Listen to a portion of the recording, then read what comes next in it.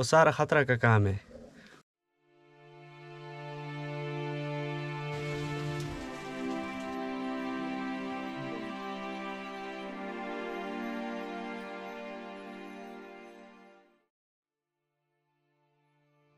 बलूचिस्तान, जहाँ पहाड़ों में मौजूद कुदरत के खूबसूरत हसीन नज़ारे हैं, वहीं इन पहाड़ों में बेशकीमत मादनियात पाए जाते हैं।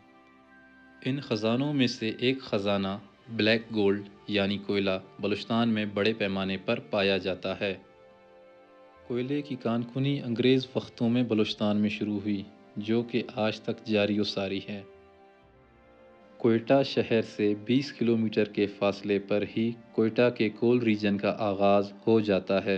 आइए वहाँ पर मौजूद एक कोल माइन का विज़िट करते हैं।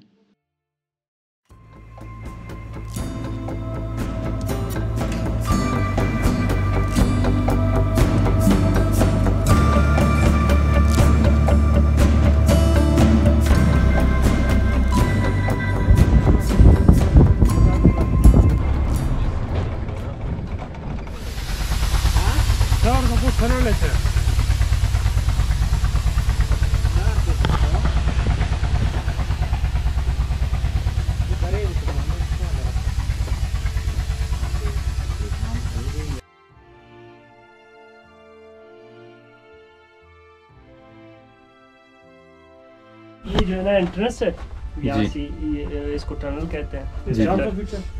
400 फीट तक तकरीबन इसका टनल है।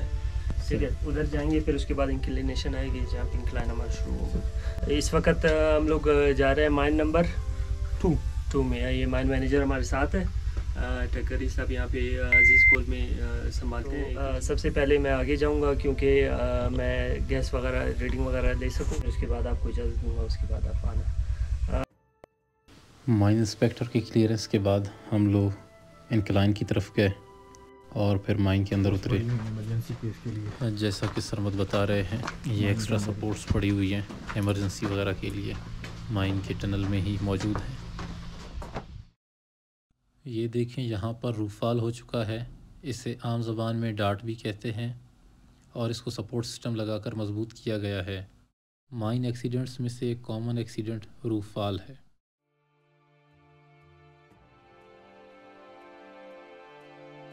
अभी हम टनल के एंड पर मौजूद माइन ऑपरेटिंग रूम पहुँचे। यहाँ पर हॉलिज सिस्टम इंस्टॉल्ड है और यहाँ से इंक्लाइन स्टार्ट हो जाता है। ये सामने हॉलिज सिस्टम का इंजन है और ये ठेला है जिसकी मदद से मज़दूरों को नीचे हज़ारों फीट उतारा जाता है और फिर कोयला इसी के ऊपर लाद कर माइन से बाहर निकाला जाता है। इस माइन की डेप्थ तकरीबन 3000 फुट है और हम इस ठेले पर बैठकर सिर्फ 2400 फुट की गहराई तक ही उतरे।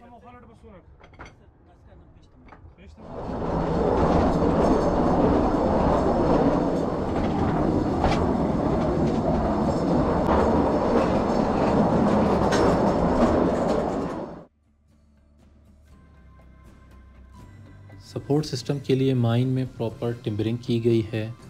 3 पीस सेट और वुडन प्लैंक्स का इस्तेमाल किया गया है।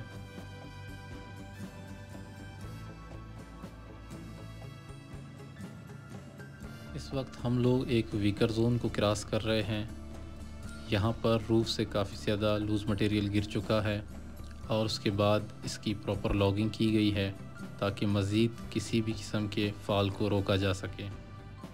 इस तरह के वीकर जोन्स को प्रॉपर मॉनिटरिंग और मेंटेनेंस के ज़रिए ही सेफ़ रखा जा सकता है, वरना थोड़ी सी लापरवाही एक जानलेवा हादसे का सबब बन सकती है। और जहाँ पर प्रेशर जोन ज़्यादा हो वहाँ पर इस तरह स्टील आर्चेस का इस्तेमाल किया जाता है।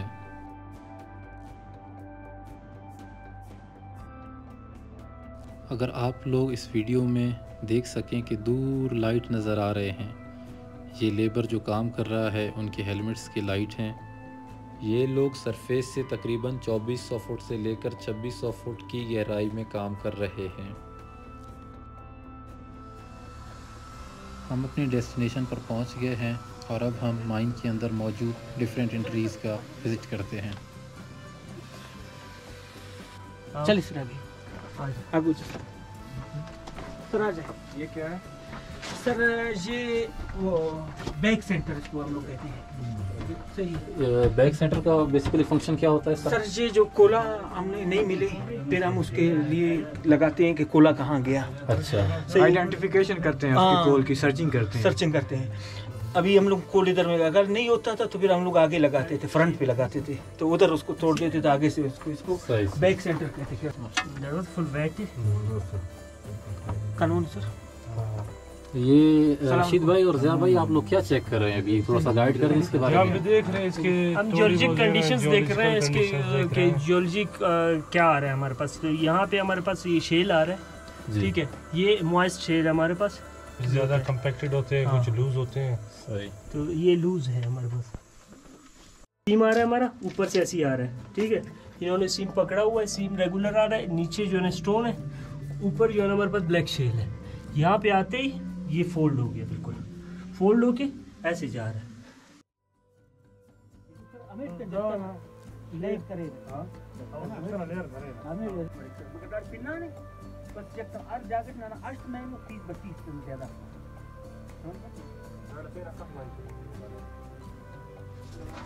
ये आप देख सकते हैं, ये कोल की आइडेंटिफिकेशन हुई है, लेकिन आगे ये फर्दर एक छोटा सा पॉइंट आया है, लेकिन फर्दर ये उसकी सर्चिंग में उन्होंने अपनी जो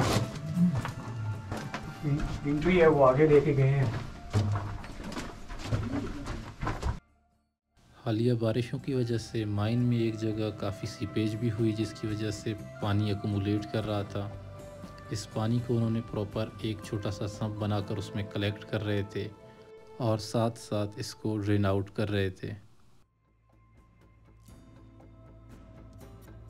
बेसिकली ये इंजीनियर रोशन साहब आपको जो बता रहे थे कि यहाँ पे पानी आया हुआ है। बेसिकली कोयटा बलूचिस्तान के अंदर जहाँ भी कोल फील्ड है मोस्टली वहाँ पे कोल के साथ वाटर है, जो कि एक माइनिंग के लिए बहुत ही टफ काम है इसको हैंडल करना। लिहाजा इसको हैंडल करने के लिए इन्होंने साथ साथ अपने सबमर्सिबल पंप्स लगाए हुए हैं। अब जो भी पानी माइन के अंदर अकुमुलेट होता है उसको साथ साथ ये ड्रेन आउट करते हैं, जिस ड्रेन आउट करने के बाद ये इस काबिल हो जाता है कि अपने जो इनका मिनरल है, कोल है, उसको ये एक्सट्रैक्ट कर लेते हैं।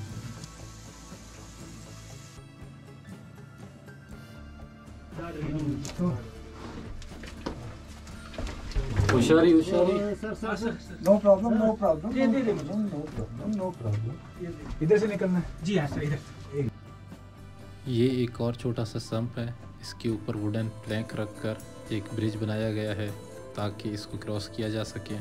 तो थोड़ी देर पहले आपने देखा कि सरबत इसके ऊपर स्लिप हुआ था, तो बड़े एहतियात से इस तरह की जगहों से क्रॉस करना पड़ता है। This is life in the dark. हम इस तंग रास्ते से माइन नंबर 1 की तरफ गए, जहां पर कोल को एक्सट्रैक्ट किया जा रहा था।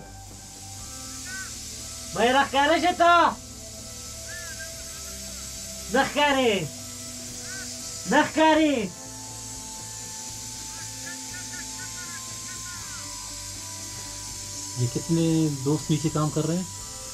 नीचे शिफ्ट है सर, पूरे शिफ्ट है, 12 बंदे। काम ये तो बहुत सख्त काम है। अच्छा। और सुबह 7 बजे आता है, शाम 7 बजे जाता है। ये सारा पसीने निकलता है दिन में। और डाट के ऊपर ख़तरे मैन में गैस का ख़तरा भी है, वो सारा ख़तरा का काम है। बस नौकरी नहीं मिलते, गरीबी है, मजबूरी से आए और ये काम करते हैं। जिंदगी खतरा खो पके खामखा दानो چې ته 24 فوټ کا ته راځي خو خامخا سړی پکې خوږېږي، میټ پې غورځېږي، ډاټ پې کېږي، خامخا مړ کېږي، پکې زخمی شي. چې خو ډاټونو د دې مسله پکې خامخا یې غر دی نو د غره مسله ده.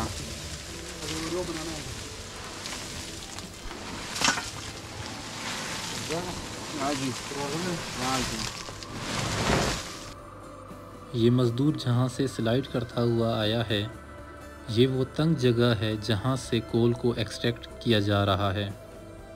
इस जगह को वर्किंग फेस कहा जाता है और मज़दूर यहाँ पर लेट कर कोयला एक्सट्रैक्ट कर रहे होते हैं।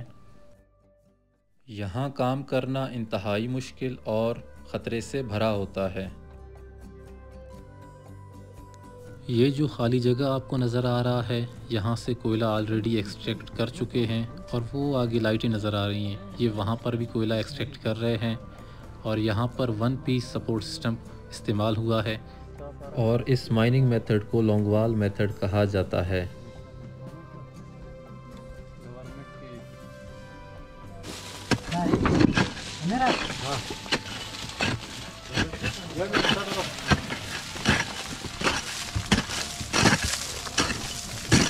ढाई फुट की इस तंग जगह पर ये मज़दूर न सिर्फ कोयला निकाल रहा होता है बल्कि अपनी ज़िंदगी की जंग लड़ रहा होता है। इस बात का एहसास हमें तब हुआ जब हम खुद इस तंग जगह पर गए और मौत की परछाई को बिल्कुल करीब से देखा। यहाँ पर हर सांस मौत के साए तले ही लिया जा रहा था।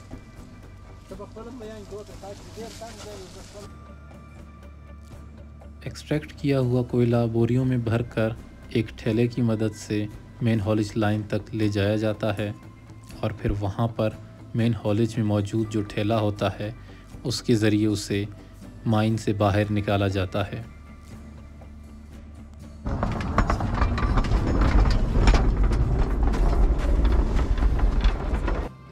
कोयला निकालने वाले ठेले पर मज़दूरों के लिए चाय और रोटी भेजा गया। सख्त और जान जोखिम वाला काम करते करते इन मज़दूरों का पेट सादे ग़िज़ा का आदी बन चुका है।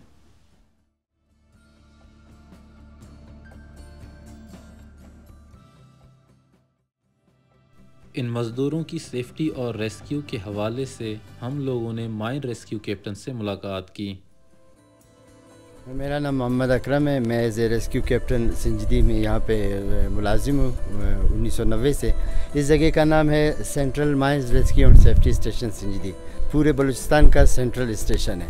इसके अलावा हमारे बहुत से स्टेशन हैं, मच में है, दुकी में है, शारग में और नारवाड़ में है और अब चौकी में है, लेकिन ये सेंट्रल स्टेशन है। ये जो रेस्क्यू वैन है, यहाँ पे हमारा जो स्टाफ है वो हमारे 24 घंटे एक रेस्क्यू टीम का सामान गाड़ी के अंदर मौजूद होता है। बस निकलने में गाड़ी स्टार्ट करना है और स्टाफ ने बैठना है और उस इतलाशुदा मकाम पे जो है ना हमने पहुँचना है। पता है कि ये 80% कवर हो चुका है थ्रू आउट बलूचिस्तान, ना कि सिर्फ मैं क्वेटी की बात कर रहा हूँ। पूरे बलूचिस्तान में पहले ऐसे थे कि महीने में 2-2, 3-3, 4-4 एक्सीडेंट होते थे, लेकिन अब अल्लाह पाक ने जो है ना, ये जो हमारे ऑफिसर्स हैं इन्होंने जो है ना मेहनत की है, इंस्पेक्शन करते हैं, उनको बताते हैं, उनको समझाते हैं, इनकी वजह से जो है ना वो एक्सीडेंट वगैरह बहुत कम हो चुके हैं।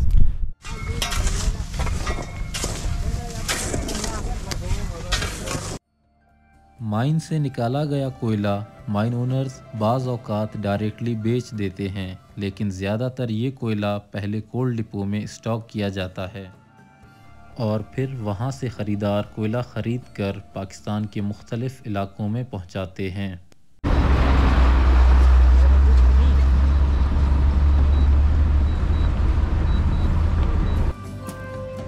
इन मज़दूरों की ज़िंदगी इन गहरे और स्याह खदानों में ही गुज़रती है। ये ख़ुद न सही, लेकिन इनकी मज़दूरी इनके बच्चों और ख़ानदान के लिए एक रोशन ज़िंदगी का ज़ामिन होती है।